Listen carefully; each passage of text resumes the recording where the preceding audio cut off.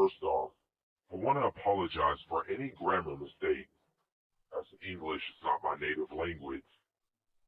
I'm in foster care, and I recently moved in the basement of a house in a nicer neighborhood.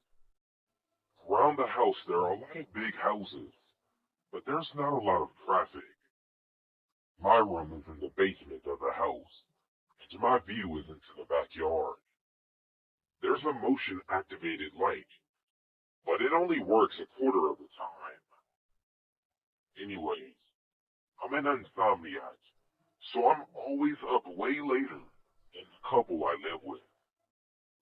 It was late at night, around 3 a.m., so it was very dark outside, and I was in my room, playing the night away on my guitar. A little lamp was on, and I had a window cracked open. Now, I'm not an anxious guy, but for some reason, felt like something was off, like I was being watched. I brushed it off, because the motion-activated light hadn't turned on.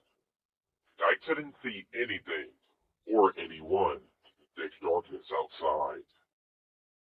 At some point, I stopped playing and went to take a piss, and as I came back into the room, I noticed that it was way cooler than when I left.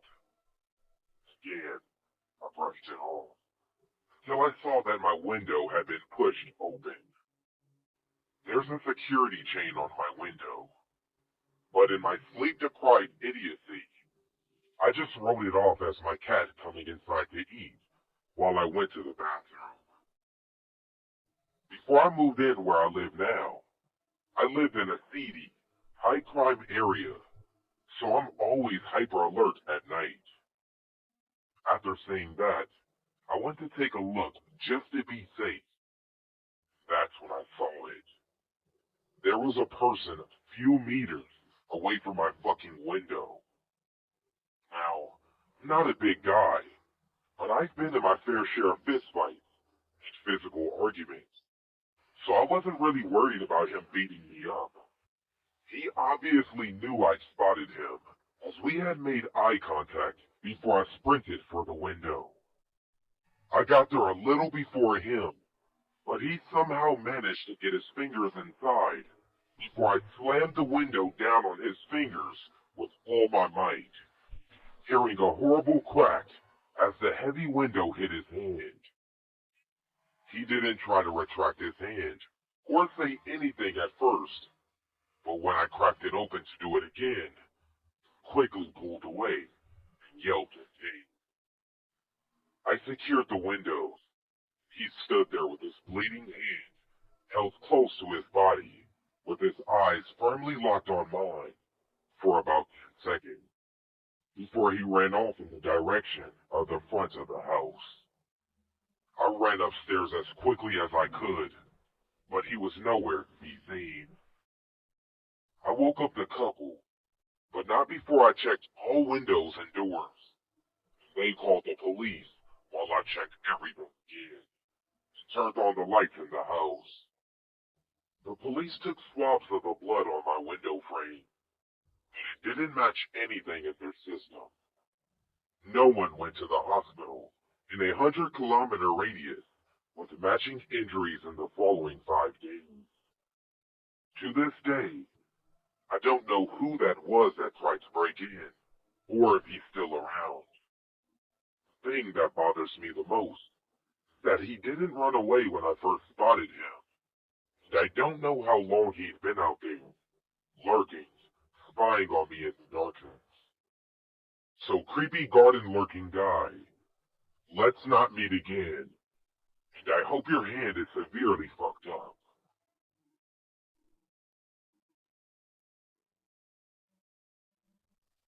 Story number 2. Home Alone. I let a man in to read our upstairs gas meter by Ligamentary. I was 12, and my older sister and I were home alone for the weekend. I was waiting for a friend to pick me up and getting restless. There was a knock on the door. Thinking it was her, I ran to answer it without checking for the people. A man said he needed to check out gas meter. I was entrenched in the disappointment of my friends still not having arrived, so I just told him, yeah, sure, whatever you think. I didn't notice at the time, but he wasn't dressed as a city official. He had on a green and purple shirt with bold stripes, a host of blues clothes. He came in and immediately went up the stairs to where our bedrooms and walked into the open door of my room. Typical girly room with pink lighting. Thank God my sister came down the stairs at almost the exact moment. She said, "Oh, is that Daphne's dad? Why is he going upstairs?" And I complained about how Daphne wasn't here and was going on about how unreliable she was when my sister cut me off. Wait, if Daphne isn't here, who is that? I say, she's here to read the gas meters. Her face turned white. She flung open the front door and dragged me out, hand clamped over my protesting mouth. She said, "That gas meters inside." Neither of us had a cell phone. It was the 60s, and obviously weren't going back into the house to call authorities on a landline phone. And my ever-resourceful sister had a stroke of genius. A man was walking right by our house, and she motioned him. She called loudly into the house. "Oh, Dad, it's good you're home. A man from the city is here to read the gas meters upstairs." And, just like she'd hoped, this man on the street said, "What are you talking about?" The man in the striped shirt bolted out of the house. The man on the street asked us repeatedly if we were okay, if we needed to stay and wait in the yard with us until our parents came home. He was very sweet. We were so startled that we barely thanked him before slamming and locking the doors and windows. As irate as my sister was that I left someone in the house, she begged me not to call the authorities, because my parents left her in charge, and she worried that she'd be in trouble. I didn't want to catch any heat from carelessly allowing some guy in, so I was on the same page. 3 weeks later, a girl in our community went missing. Same MO, she was home, alone, and authorities found the door open, no signs of forced entry. My sister and I discussed our options, but deep down knew we had no choice to come clean. We told the police everything. I don't know if it ever helped, but they did tell us they had reason to believe it was the same. They also tracked down the man who helped us on the street. Turns out we already knew him. He worked in a butcher shop, we just didn't recognize him. He was lifelong friends with the family after that. Our parents were mortified. They weren't angry with us, just glad we were okay. Though they did review all the rules of caution, and didn't leave us home alone for a while. They found the girl, and say she'd been held for a few days, and then burned alive. They never caught him. Fear not. He was in what appeared to be his early 30s, in the 1960s. So in any case, he has to be dead by now. I just thank God every day for my sister's resourcefulness and quick action. False meter reader. Let's meet. Story number 3. Change the Lock by Max33. I always hated the town I lived in. I moved there alone when I was 18 for college. Quickly regretted it. It was a decent-sized town, but full of not decent people. Nearly every gas station was robbed frequently. There were shootings in broad daylight, robberies, you name it. Well, for the first 3 years, I lived with roommates on the side of town. That wasn't awful, but it was sketchy. So when I was making decent enough money, I moved out on my own. The house I moved in was tiny, maybe 500 square feet if that. Super old and poorly built. It was just me living there, so I didn't mind how small it was. But what originally sold me was that it was in the middle of nowhere. It was surrounded by a bunch of fields and some wooded areas with only a few houses nearby. Considering I hated being in town due to the continuous paranoia, getting mugged or shot, I loved the idea of living out there. So at the beginning of July, I moved in. Everything seemed super swell, minus not being able to get good internet. So as time goes on, everything seems to stay swell to me. And I decide to get a dog to keep me company. He also loved the place, spent long amounts of time lounging about the yard, and trying to convince the nearest neighbor to walk over, pet him. This will be important later. Roughly 2 months into living there, started to notice things out of place. Something to note is that an old roommate of mine was using my spare room as a storage space until he got moved himself. So he had a key, but was never there. He just kind of popped in once every other week to grab something, and usually let me know beforehand. Anyways, I'd come home to my kitchen chair being pulled away from my table, or a bowl in the sink, things like that. They were all such small things that I wrote it off as my roommate swinging by, or just stuff I was forgetting. But then my dog developed this crazy bad separation anxiety. Up until now, he didn't even care when I left. He'd just lay on the couch and chew his toys. He never barked, never did anything weird. However, all of a sudden, he began acting really awful every time I tried to leave. He'd literally cram his body through the door as I was closing it, screaming and barking, and wouldn't stop until I came back in the house. He didn't want me to leave him there alone at all. I couldn't afford a kennel for him yet, so I decided one day that I'd put a movie in while I was out, thinking maybe the sound of people talking might keep him calmed down. I only had to finish one task up at work, and knew I'd be home early, so I put in a copy of Hamlet. I know, boring, but I chose it because the copy I have is 5 hours long. I knew it would be playing when I came back. Fast forward 3 hours, long before Hamlet should have been over, I walked in the door. Not only was the movie not playing, but the TV and the Xbox were completely off. I immediately called my roommate and asked if he had been over, but he wasn't even in town. I explained the TV situation to him, and he shrugged it off as the TV powering off when it idles for a while.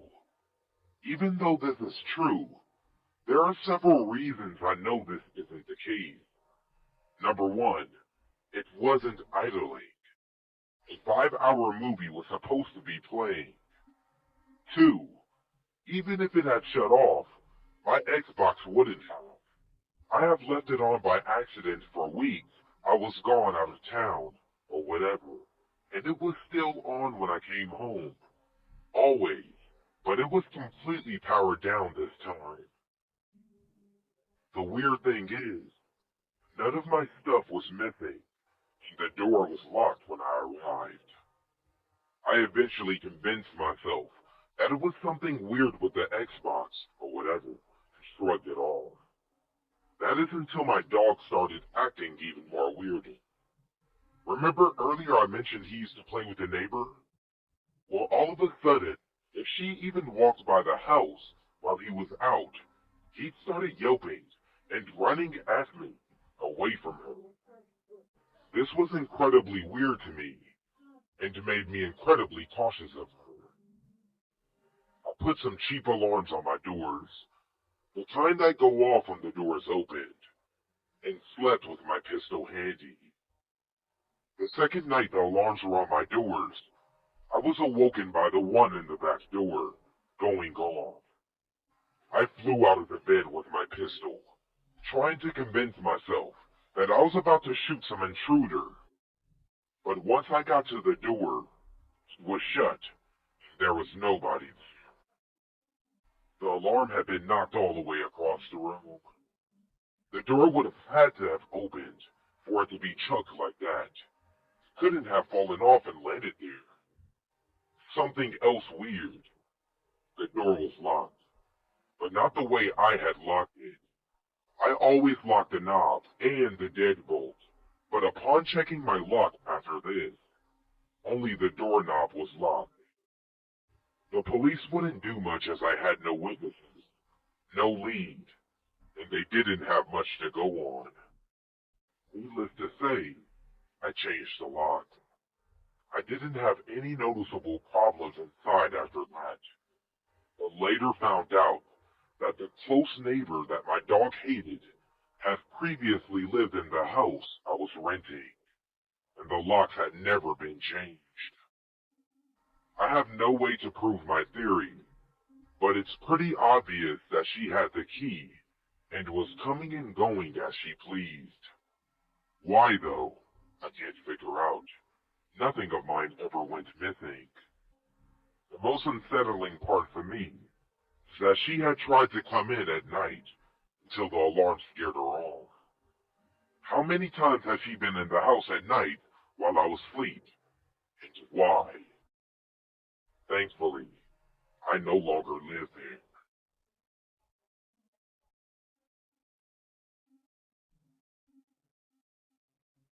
Story number 4. Woke up to 2 people inside my house while home alone. Written by Core Rising. Quick backstory. I'm 18, and I live in a lower middle class townhome complex with my divorced mom and my little brother.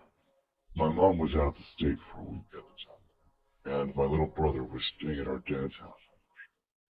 I don't drive, so there were no cars outside my house. 18-year-old with a house to himself for a week, with a mom who was perfectly fine with me smoking weed in the house and gave me permission to have a few friends over while she was gone. Every teen's dream growing up, right? Yeah, except it ended up a little different. First day, I come home from a 10-hour shift at the gas station. I worked at half a mile down the road from my house. I walk home, head into my basement, smoke a bowl, and fall asleep with my kids. A few hours later, I wake up with an amazing feeling. It's 1 a.m., and I hear footsteps upstairs. The cat is on my bed, my dog. This is a dog daycare for the week. I hear a drawer being opened upstairs, and immediately grab my switchblade and call 911. They send a squad car, and I stay on the phone. I hear someone coming downstairs. With my bed just being in the basement, and the bedroom essentially being the size of a closet, I'm the first thing they'll see when they come downstairs. I jumped to my feet, dropped my phone, and drew my switchblade. The door opens, the light turns on, and in walks a man around my age, wearing a backpack and holding a crowbar. 5 foot, 140 pounds, scrawny and shirtless, is standing there with a mere 4 inches, locking eyes with a man I've never seen before inside my house, holding a crowbar. He jumped as high as I did when he saw me. With a surge of foolish confidence, I pointed the knife towards him and told him not to step towards me. Funny, considering his crowbar had a solid foot of reach over my knife. He shouted, "Fuck, bro. We didn't think anyone was here. I'm not looking for a fight, man." I hear quick and heavy footsteps coming down, and a voice saying, "Yo, what the fuck you doing down here?" The second man emerges through the doorway. This one's holding a pistol and is pointed at me once he sees me. His eyes light up, as do mine, as I realize who I'm looking at. It's an old elementary school friend that I drifted out of contact with. I had some friends who started talking to him recently, but I heard that he turned into a recreational Xanax addict. I didn't want to fuck with that, so never bothered getting back in contact. Turns out that's exactly why they were robbing my empty house for Santa money. Josh, he said, questioning voice as he lowered the gun. Fuck, dude, I don't know what to say. At this point, the door slammed open. Police rushed into the house, eventually coming down the stairs to get arrested. It didn't even dawn on me until a cop stayed downstairs and talked to me, jokingly mentioned that I had a bomb in the desk in my bed, roughly an ounce of weed in the desk, and the basement had to have smelled too strongly. Luckily, the cop ended up being cool. I don't care. They just legalized it anyway. After what you've been through, you need a joint. And then with a laugh, but it never seems to be him. So yeah, I'm not a storyteller by any means, but I thought you guys